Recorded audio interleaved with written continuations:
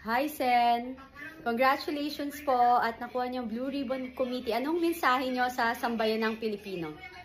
Unang-una, ako'y nagpapasalamat sa leadership ng Senate sapagkat pinagtiwalaan nila tayo ng isang napakalaking responsibilidad. Alam naman natin na yan ay isang komite na ang tanging trabaho niya ay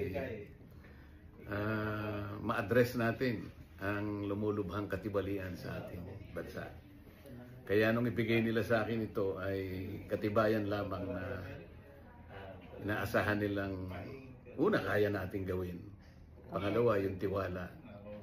Napakagandang alalahanin na ganito pala ang ibinigay nilang pagtitiwala sa akin. At sa lahat ng ating mga kababayan, magtiwala po kayo, nagagampanan po natin ang nararapat, alang-alang po sa ating bayan.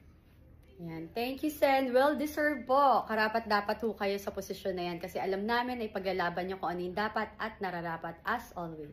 God bless po and more power. Picture.